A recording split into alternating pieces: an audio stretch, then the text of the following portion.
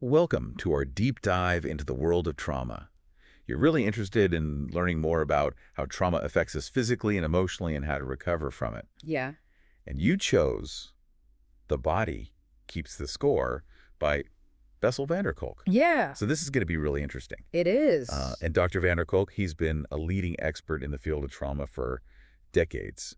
He's worked with veterans, researched the impact of trauma, and really developed some new therapies. Yeah, he really is like one of the pioneers of understanding trauma, Yeah. especially moving it out of just being a psychological issue, bringing in the body and the nervous system and all of that. Yeah. And right from the beginning of the book, he talks about how common trauma is Yes. and that it's not just soldiers or refugees. It's way more common than I think a lot of people think. Right. He has this statistic from the CDC that just blows my mind every time I hear it. It says that 1 in 5 Americans experience sexual molestation as a child. Yeah, that's huge. Yeah. And those are just the people who report it, so it's probably a lot higher than that. Right. It's a really sobering thought. Yeah. And then when you think about all the other types of trauma, car accidents and natural disasters and sudden losses, it's just, yeah. And he doesn't just focus on the individual experience of trauma either. No. He talks about how trauma ripples outward, Right. impacting families and communities. Absolutely. So like if a child witnesses domestic violence, Mm-hmm. that experience isn't just contained within them. Yeah. Yeah. Changes the way they interact with the world, with other people, their Yeah. behavior, their relationships. It's really profound. This is making me think about how interconnected we all are. Like we're not just carrying our own trauma, but also the echoes of trauma that have touched the lives of others. I hadn't really thought about it that way. Yeah. It's a powerful realization. And that's where van der Kolk's work gets really interesting. He says that trauma is not just about bad memories. It's about a fundamental shift in how we see ourselves and our place in the world. He tells this story about Tom, a Vietnam veteran, who refused to take medication to manage his nightmares. Wow. Why would he refuse help if he was suffering so much? Because for Tom, those nightmares weren't just bad dreams. They were a way of staying connected to his fallen comrades. He felt that if he stopped having them, he'd be betraying them, forgetting their sacrifice. That's heartbreaking. It just shows how deeply trauma can affect our reality. It does, and it makes it hard to move on from the past. Van der Kolk says that traumatized people often get stuck in the past. They feel like the rest of their lives are irrelevant. So how does this actually happen in our brains when someone experiences trauma? What's going on? Well, it's kind of complicated, Yeah. but basically trauma throws off the balance of our brain. Yep. Our internal alarm system, the amygdala, gets stuck in the on position. It's constantly scanning for danger, even when we're safe. So like our brains are always on high alert. Right. It's like you're walking down a dark street and you hear a sudden noise. Your heart races, your palms sweat. Oh, yeah? You're ready to fight or flee. Right. But for someone who's experienced trauma, even small things can trigger that same fear response, like a car backfiring or a door slamming. So their body's reacting as if they're in danger, even if they aren't. Exactly. That's got to be exhausting to live with. It is. And it's not just the amygdala. The medial prefrontal cortex, the part that helps us make sense of things, it gets overwhelmed too. Yeah. It's like the control tower is having trouble communicating with the ground crew. I see. As a result, the body gets stuck in a constant state of fight or flight or freeze, even when there's no real danger. Okay, I've heard of fight or flight, but freeze, that's a new one. Yeah, sometimes when we're facing overwhelming danger, our bodies just shut down. It's like playing dead, a way of conserving energy. I see. But for people who have experienced trauma, that freeze response can get triggered in everyday situations. It leads to feelings of numbness, detachment, even dissociation. Dissociation. Is that like when you feel disconnected from your body? Yes. It can also feel like you're watching yourself from outside your body. That's scary. It is. Van der Kolk talks about this woman, Yute, who had a traumatic car accident. And while she was reliving the accident during a brain scan, her brain activity was really low. Oh, wow. It was like her brain shut down to protect itself from the pain. That's incredible. Have you ever felt that feeling of disconnection? I think we all experience some degree of it at times, like when you're driving and you suddenly realize you don't remember the last few miles. Yeah, or when you're so engrossed in a book that you lose track of time. Exactly. But for people who have experienced trauma, it can be much more intense and frequent. Yeah. And it raises the question of how you can help someone heal if they're disconnected from their own experiences. That's a really good point. And that leads us to one of the most groundbreaking aspects of van der Kolk's work. He talks about therapies that go beyond traditional talk therapy. Oh, interesting. He believes that since trauma is stored in the body, we need to address it on a physical level as well. So it's not just about talking about it. It's about helping people reconnect with their bodies and their feelings. Exactly. And that brings us to a really crucial part of the book, Okay. his focus on childhood trauma and the importance of early attachment. Yeah. I imagine that resonates with a lot of people. It does, Yeah. because it's really about how those early experiences shape our responses to stress and trauma later in life. So he's saying that our childhood experiences can have a huge impact on how we deal with trauma as adults. Absolutely. He highlights this study at the Massachusetts Mental Health Center, where they observed that children who didn't have secure attachments struggled to recognize their own reflection. Really? Yeah. Like they couldn't connect with their own image in the mirror. Yeah. Their sense of self was so fragmented because they hadn't had this consistent, loving, and responsive relationships that help a child develop a strong sense of self. That's really sad. It is, and to understand this, it's helpful to grasp this concept of attunement, which is that nonverbal dance between a caregiver and an infant. Okay. Mirroring their emotions, Yeah. responding to their cues, Yeah. creating a safe and predictable environment. So when a child doesn't have that consistent attunement, Right. it can lead to insecure attachment styles, Yes. which can have long-term consequences. Absolutely. And it's like building a house on shaky ground. Oh, yeah. Those early disruptions Yeah. can make us more vulnerable to stress and trauma later in life. That makes a lot of sense. Do you have personal experience with this? Yeah, I remember being terrified of the dark as a child, Yeah. and my mom, she would always leave a nightlight on for me, Yeah. and it just made me feel safe and seen, like she understood my fear. That's a really nice example of attunement. Hmm. And it makes me think about those kids who don't have that, Yeah, who don't have that secure base. right. What happens when that's missing? Yeah. Well, Van der Kolk talks about this particularly impactful attachment style called disorganized attachment, Okay. which is often linked to abuse or neglect. Oh, wow. So the child's getting these mixed signals from their caregiver. Yeah. Sometimes they're loving, sometimes they're frightening or unpredictable. It must be so confusing for a child to experience that. It is. And it creates this really deep confusion and anxiety for the child because they don't know how to make sense of the world or how to predict what's going to happen next. And this can lead to difficulties regulating emotions, Yeah. forming healthy relationships, coping with stress. It makes me think of that saying, hurt people hurt people.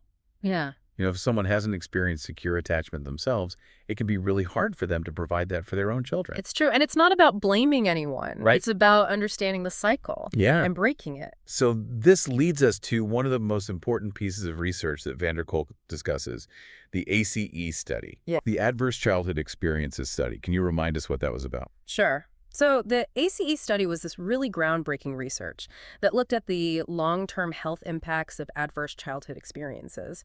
And one of the things that makes it so significant is that the participants in the study were primarily middle class and well-educated. So it really challenged the assumption that trauma is something that only affects certain socioeconomic groups. What they found was that there was a direct correlation between the number of ACEs someone experienced and an increased risk for a whole range of health problems: heart disease, cancer, diabetes, and even mental health issues. Wow. So it really brought home the point that trauma is widespread.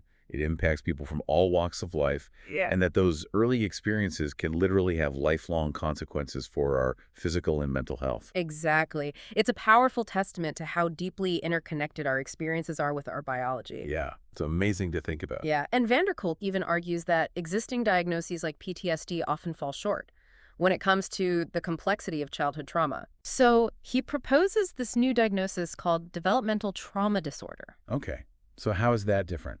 Well, PTSD, post-traumatic stress disorder, usually focuses on a single traumatic event, Right. whereas DTD, or developmental trauma disorder, recognizes the pervasive impact of chronic trauma during childhood. Oh, okay. And it highlights how that early adversity can really disrupt a child's ability to regulate their emotions, control their impulses, and even form a secure sense of self. So it's not just about the traumatic event itself, but how those experiences affect a child's developing brain and nervous system. Exactly. And that's why Van der Kolk believes this diagnosis is so important, because it recognizes the lasting impact of early trauma and emphasizes the need for specialized treatment. That's a really good point. Yeah. Because I think a lot of people struggle with these issues Yeah. and might not even realize that their early experiences are contributing to their current struggles. So before we go into the next section, I want to ask you, how does this idea that trauma isn't just a mental health issue but a physiological issue, how does that change the way we think about trauma? Well, it's a huge shift. For a long time, trauma was seen as something that was all in your head, just a matter of willpower or changing your thoughts. Yeah. But van der Kolk's work, it really challenges that. He talks about this study with Vietnam veterans where they were shown a combat film and their pain tolerance spiked, like they had been given a dose of morphine. Whoa. So their bodies were reacting as if they were back in combat, even though they were safe in a lab. Yeah, It's kind of scary. it is. And it shows that trauma isn't just imagined. Yeah. It's a physical reality. And it's something that gets encoded in our nervous system, Yeah, our muscles, our hormones. absolutely. So it's not just about changing your thoughts. It's about changing your body's response to the world. Okay, this is really fascinating. And I'm excited to dive into the next part of our discussion, which is all about those alternative therapies Yes. that van der Kolk talks about. Me too. He's a big proponent of going beyond traditional talk therapy, and he offers all kinds of different approaches. He does. And there's so much hope in that because it shows that there are different paths to healing. Yeah. And that's what we're all about here, Absolutely. finding those different paths to healing. Yes. Okay, so we'll pick up with that in our next section. So digging deeper into childhood trauma, this is where it gets real. How those early years shape our ability to cope with stress and even define our sense of self. It's true. It's like those early experiences create a blueprint for how we deal with the world. But how does that actually happen? Well, van der Kolk combines neuroscience, attachment theory, and real-life stories to paint this picture of how our early experiences shape us. And he goes way beyond the nature versus nurture debate. One of the most revealing things he talks about is this research from the Massachusetts Mental Health Center, where researchers observed children who lacked secure attachment. And what they found was that these children struggled to even recognize their own reflections. Whoa. Yeah. Like they couldn't connect with their own image in the mirror. Exactly. That's powerful. Yeah. It shows just how fundamental those early bonds are. They are. And it highlights how crucial those early relationships are in shaping our sense of self. And to understand this, it's helpful to grasp the concept of attunement, which is that unspoken communication between a caregiver and an infant. Yeah. The caregiver mirrors the baby's emotions, responds to their cues, creates that feeling of safety. Yeah. Like a dance, a back and forth. Exactly. And when that attunement is missing, it can lead to insecure attachment styles. Think of it like building a house on unsteady ground. Those early disruptions can make us more vulnerable to stress and trauma later in life. Oh, yeah, that's a good analogy. Yeah, it makes me think about when I was a kid. I was terrified of the dark, and my mom, she would always leave a nightlight on for me. And it just made me feel so safe and seen, like she really understood my fear. Oh, that's beautiful. That's a perfect example of attunement. And it just goes to show how those seemingly small acts of care can have such a huge impact on a child's sense of security. Yeah. So what happens when that security is missing? That's where those insecure attachment styles come in. Right. And van der Kolk mentions several different types. He does. One that really stands out is this disorganized attachment style. Okay. And it's often linked to experiences of abuse or neglect. Wow. Where the child is receiving these very mixed messages from their caregiver. Sometimes they're loving and attentive, and then other times they're frightening, withdrawn, or even abusive. It creates this deep sense of confusion and anxiety in the child, because their safe haven is also the source of their fear. Right. Their source of safety is also the source of their fear. That's a really hard thing to reconcile as a child. It is, and it can lead to a lot of difficulty later in life with regulating emotions, trusting others, forming healthy relationships. It makes sense. Yeah. And it brings us to one of the most important studies that van der Kolk discusses, the ACE study. Right. The Adverse Childhood Experiences Study. Exactly. And this study is so significant because it looked at a broad population, not just, people who were already seeking mental health treatment or who had experienced extreme trauma. Right. These were primarily middle-class, well-educated individuals. Okay. And it shattered the stereotype that trauma was only something that happened to certain groups of people. They found a direct link between the number of ACEs someone had experienced and an increased risk for a whole host of problems. Like what kinds of problems? Oh, we're talking heart disease, cancer, diabetes, mental health issues, substance abuse, you name it. Really? So those early experiences can have lifelong consequences for both our physical and mental health. It really can, and it was powerful evidence of how interconnected our experiences are with our biology. Kolk actually argues that existing diagnoses like PTSD often fall short when it comes to capturing the complexity of childhood trauma. Okay. He proposes a more nuanced diagnosis Uh-huh. called developmental trauma disorder. Okay, so what's the difference between the two? So PTSD, or post-traumatic stress disorder, usually focuses on a single traumatic event, whereas developmental trauma disorder, or DTD, recognizes the more pervasive impact of chronic trauma during childhood. Really? And DTD highlights how early adversity can disrupt a child's ability to regulate their emotions, Yeah. control their impulses, and even form a secure sense of self. So it's really about acknowledging that childhood trauma isn't just about a single event. It's about the ongoing impact of those early experiences Uh-huh. on a child's developing brain and nervous system. Exactly. And that's why Kolk feels this diagnosis is so crucial, because it recognizes the lasting effects of early trauma and underscores the need for treatment approaches that address those specific issues. So let's talk about those treatments. Kolk is a big advocate for therapies that go beyond traditional talk therapy. He really emphasizes the mind-body connection. He does. And he talks about a whole range of approaches, things like EMDR, sensory motor psychotherapy, yoga, neurofeedback, even things like theater therapy and drumming circles. Wow, that's a lot to unpack. Can we start with EMDR?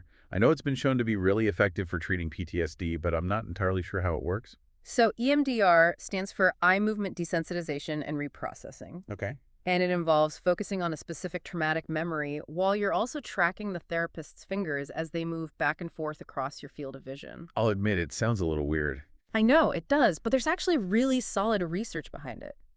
Brain imaging studies show that during EMDR, the activity in the amygdala, which is that fear center of the brain, it actually decreases, while the activity in the prefrontal cortex, the part responsible for reasoning and decision-making, that activity increases. So it sounds like EMDR helps to sort of rewire the brain, calming down that overactive fear response and allowing for a more balanced processing of those traumatic memories. That's a great way to put it. And Kolk shares all these amazing stories of patients who've experienced profound healing through EMDR. Oh, wow. Yeah. Do you have a favorite example? Well, he tells this story about a woman named Maggie who had been through years of childhood sexual abuse. Yeah. And after just one EMDR session, she was able to access those memories from a different place. You know, she could feel the pain and the fear, but it didn't overwhelm her like it used to. That's incredible. So it's like EMDR creates some distance from the trauma, allowing people to process those emotions without feeling completely overwhelmed by them. Exactly. It creates a safe space to process the trauma without getting re-traumatized. Okay, so EMDR is definitely something I want to learn more about. Now, what about sensorimotor psychotherapy? How is that different from talk therapy? So sensoromotor psychotherapy recognizes that trauma isn't just stored in our minds, it's held in our bodies as well. Right. So it focuses on the connection between our physical sensations and our emotional experiences. Okay, so instead of just talking about the trauma, you're actually working with the body to help release those trapped emotions and sensations. You got it. For example, imagine someone who always feels this knot in their stomach whenever they think about their abusive ex-partner. Sensoromotor psychotherapy would help them explore that sensation, to notice where it's located in the body, what it feels like, and what thoughts or emotions come up when they focus on it. Wow, that sounds really powerful. Yeah. But also intense. It can be, but that's where the skill of the therapist comes in. They create this really safe and supportive environment where the client can gradually approach those sensations, learn to regulate their nervous system, and develop new ways of responding to those triggers. So it's not about reliving the trauma. It's about learning to manage those bodily responses in a healthier way. Exactly. And it's not just about releasing physical tension either. Yeah. It's also about understanding what those sensations mean. Oh. How are they connected to the trauma? What are they trying to tell us? So it's almost like those bodily sensations are messengers, I love that. carrying important information about our experiences. Yeah. And sensorimotor psychotherapy helps us become more attuned to those messages. Okay, that makes sense. Yeah. So sensorimotor psychotherapy is definitely something I'm going to look into. Now, Vanderkolk also talks about a therapy called internal family systems, or IFS. Yes. And I'll be honest, I'm a little lost on this one.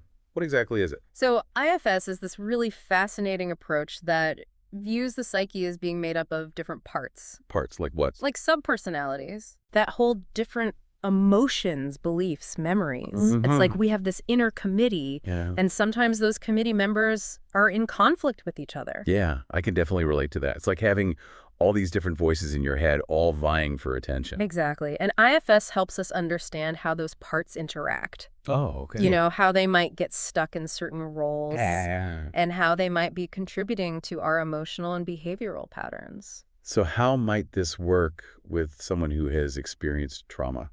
So let's say someone is struggling with a lot of self-criticism after being abused as a child. Right. IFS would help them identify the different parts that are involved in that self-criticism. Maybe there's a part that's still carrying the shame and blame from the abuse, or a part that's trying to protect them from future hurt by keeping them small and invisible. So you're basically bringing those unconscious patterns to the surface and making them conscious. Exactly. And IFS doesn't stop at just identifying those parts. It also teaches people how to communicate with them, to understand their needs, and to help them heal. Wow. It's like becoming an internal mediator. It kind of is. And it can be a little confusing at first. Yeah, I bet. To have all these different parts vying for attention. Yeah. But with practice and the guidance of a skilled therapist, people can learn to navigate their inner world and create more harmony. So you're not trying to get rid of those parts. You're trying to understand them and work with them. Exactly. And IFS really emphasizes that all of our parts are ultimately trying to protect us in some way, even those parts that seem destructive or self-sabotaging. That's really interesting. So it's not about judging those parts or pushing them away. It's about learning to understand them with compassion. Exactly. And that's a really powerful message. It is. Okay, so IFS is something else I'm going to have to learn more about. Now, Vanderkolk doesn't just talk about traditional therapies, right? He also explores some less conventional approaches. He does. He's a big believer that healing can happen in many ways. His core argument is that trauma is stored in the body. So anything that helps us regulate our nervous system and reconnect with our bodies can be beneficial. That makes sense. Yeah. So he talks about things like yoga and neurofeedback. Okay, so yoga, with its emphasis on breath work and movement, that seems like a natural fit. It is. And he sees it as a really powerful tool for calming the nervous system, releasing tension, and developing a sense of embodiment. For people who've experienced trauma, they often feel very disconnected from their bodies. Right. Or overwhelmed by sensations. Yeah. So yoga can be this really gentle and accessible way to start rebuilding that relationship with the body. And it's not just about relaxation, right? No. Yoga also involves building strength and flexibility. Absolutely. Which can be incredibly empowering for people who have experienced trauma. It is. It's about reclaiming the body. Yeah. And developing a sense of agency. This is a really holistic approach. It is. Okay. Now, what about neurofeedback? That one seems a bit more high-tech. It is. It's pretty cool, actually. Neurofeedback involves using sensors to monitor your brainwave activity and then giving you feedback in real time. Wow. So you can actually see what's happening in your brain. So you can see how your brain is responding to certain things. Yeah. And the idea is that by becoming aware of those patterns, you can actually learn to regulate them. How does that apply to trauma? Well, trauma often disrupts brainwave activity, leading to those patterns of hypervigilance and anxiety, that emotional reactivity we've been talking about. Yeah. So neurofeedback can help retrain the brain. Interesting. To create more balanced and regulated patterns. So it's like giving your brain a workout. Yeah, that's a good way to put it. Helping it become more flexible and resilient. Yeah. That's really neat. And there's research to suggest that it can be really effective for PTSD, anxiety, depression, all sorts of things. Yeah. So Vanderkolk is advocating for both these high-tech approaches like neurofeedback, but also those more ancient practices like yoga and meditation. He is. And he sees value in both. Yeah? He believes we can learn from those ancient traditions and combine that with modern science to create a more well-rounded approach. It's like taking the best of both worlds. Exactly. And that brings us to something else that's really fascinating in the book. Okay. His exploration of communal experiences. Communal experiences, what does he mean by that? Things like drumming circles, group singing, theater therapy. Okay. He believes that these shared activities can be so powerful for people who've experienced trauma. I'm a little confused. How can something like drumming or singing be therapeutic? Well, they tap into our innate capacity for regulation and connection. Okay. Think about a baby being rocked to sleep. Yeah. Or a group of people dancing together. Oh. There's a shared rhythm, a sense of attunement. Yeah. That creates a feeling of safety and belonging. And for people who've been through trauma, those experiences can be really soothing. It's like hitting the reset button on your nervous system. I like that. Yeah. And he talks about how these rhythmic experiences have been used to help veterans, survivors of sexual assault, even refugees. Yeah. He even mentions how indigenous cultures have been using drumming and dancing for centuries to promote healing and connect as a community. Exactly. It's amazing how these ancient practices can still be so relevant today. It is. And it's another reminder that healing isn't just about individual therapy. It's about rediscovering those innate human capacities for connection and regulation that we've often lost touch with. So true. And it brings us back to this theme of connection, which is so important in Van der Kolk's work. It is. He really emphasizes that we are wired for relationships. We are. And those relationships are absolutely essential for our well-being, especially after experiencing trauma. But it doesn't have to be just romantic relationships or family ties. No, it could be your therapist, your support group, close friends, even a connection to a spiritual community, or a beloved pet. The key is finding those safe and supportive spaces where we can be vulnerable and share our stories and receive the empathy and understanding we need to heal. And that's really about building community, right? Creating those spaces where people feel safe and supported. Absolutely.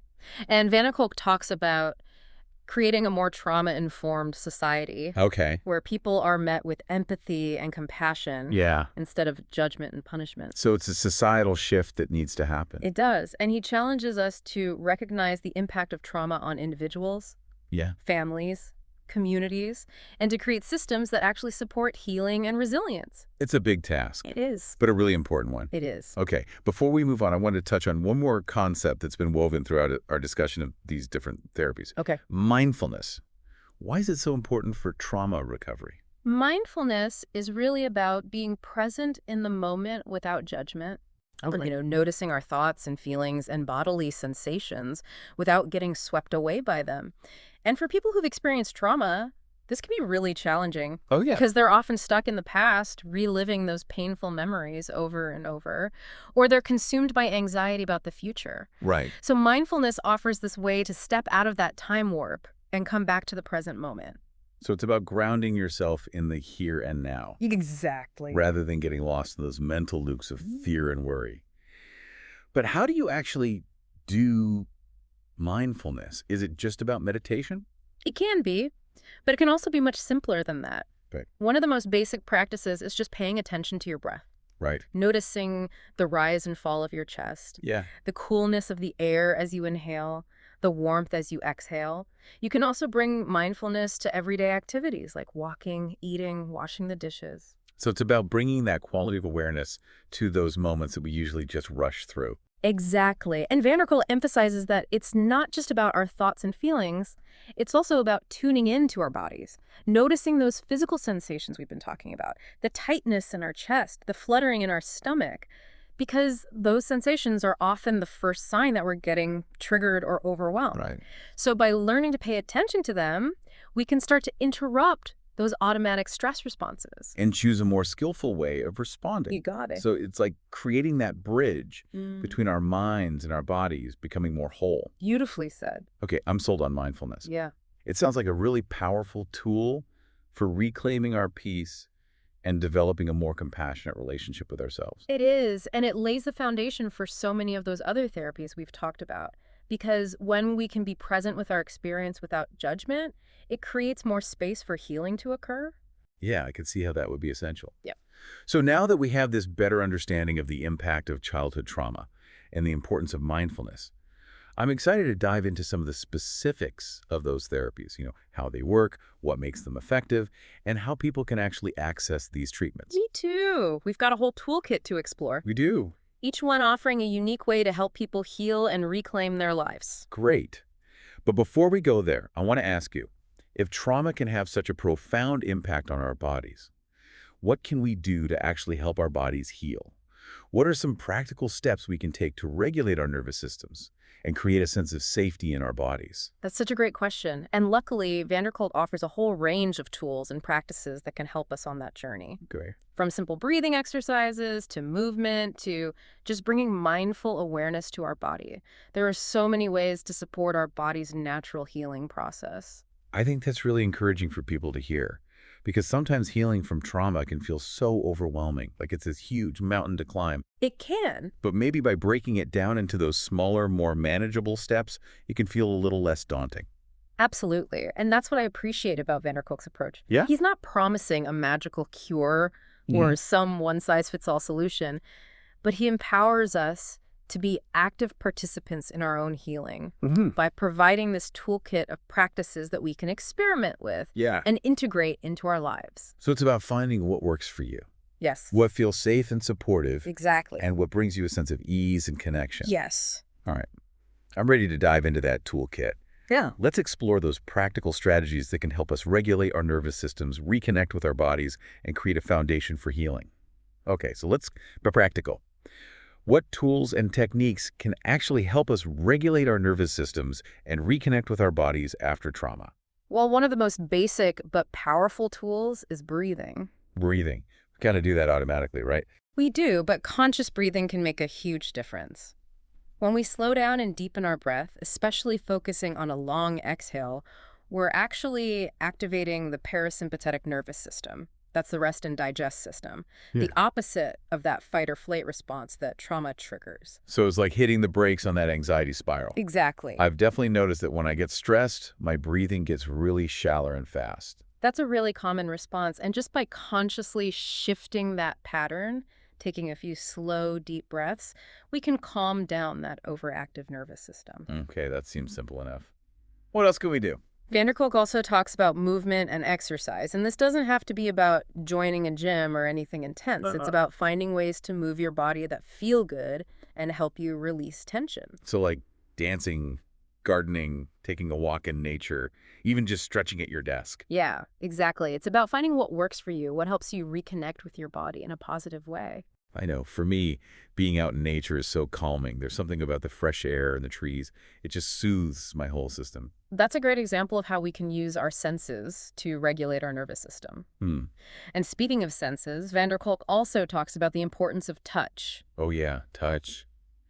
That can be a bit complicated for trauma survivors. It can be. Touch can be a very loaded experience for people who've been through physical or sexual abuse. It's hard to know what's safe and what's not. Yeah, exactly. And it's not about forcing anyone into anything uncomfortable. Right. It's about finding safe and consensual ways to experience touch that feels nurturing. So like massage therapy, cuddling with a pet, or even just holding hands with a trusted friend. Right. It's about reclaiming touch as a source of comfort, rather than something to be feared or avoided. These are all really great starting points. Yep. But Kolk also talks about those more specialized therapies too, right? He does, and we've touched on some of them already, like EMDR, sensorimotor psychotherapy, and IFS. Yep. Each of these approaches offers a unique way of working with the body and the mind to process trauma. Can we talk about EMDR a little bit more? Yeah. I'm still fascinated by how those eye movements can actually work to desensitize traumatic memories. Yeah, it's pretty remarkable. The exact mechanisms are still being studied, but it seems like those bilateral stimulations, those back and forth eye movements, they somehow help to integrate the traumatic memory into a wider neural network. So instead of the memory being stuck in that isolated loop of fear, it becomes part of a larger story. Yeah, like it's woven into a tapestry of experience. And as that integration happens, the emotional charge of the memory starts to decrease. And it doesn't have that same power to trigger those fight or flight responses anymore. Exactly. And brain imaging studies show actual changes in brain activity during EMDR. Oh, really? Yeah, they found that EMDR can reduce activity in the amygdala, the fear center, while increasing activity in the prefrontal cortex, the part that's responsible for reasoning and decision-making. So it's rewiring the brain to be more resilient. Exactly. And these changes can happen pretty quickly. Kolk talks about people experiencing relief from PTSD symptoms after just a few sessions. Wow, that's really encouraging. It is. It shows us that even deeply embedded trauma can be shifted. Yeah, it gives me hope. So this highlights the importance of finding the right therapist, right? It does.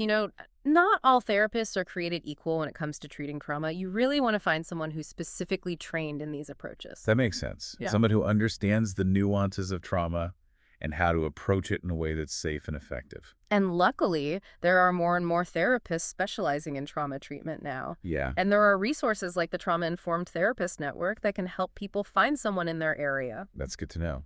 Okay, I want to go back to sensor-motor psychotherapy for a minute.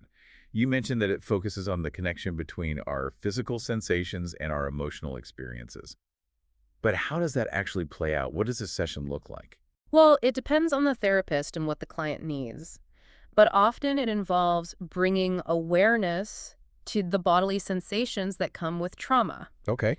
So, for example, the therapist might ask the client to notice the tightness in their chest, Uh-huh. or if their breath is shallow, Right. or if their hands are trembling. But isn't that going to make people feel more anxious, focusing on those things? It might seem that way, but by bringing those sensations into our awareness, we can start to understand them better Okay. and find new ways of responding to them. It's like becoming curious about those sensations rather than being afraid of them.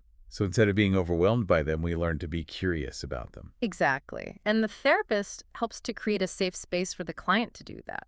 Okay. They might use things like grounding exercises or mindfulness practices to help the person regulate their nervous system. So it's about developing a more friendly relationship with your body, learning to listen to it and care for it. Yeah, exactly. And as that relationship with the body shifts, it can help to release those trapped emotions that have been keeping us stuck. I like that. It's about reclaiming our bodies as sources of healing and wisdom rather than places of pain or danger. That's beautiful. Okay, I'm really liking sensor-motor psychotherapy. Now, what about internal family systems therapy, IFS? Yes, IFS. It's a powerful approach. Remember, it sees the psyche as being made up of different parts, like sub-personalities. Right. But can you give me a specific example of how that would work with trauma? Sure. So imagine someone who is dealing with a lot of shame and self-blame after a sexual assault.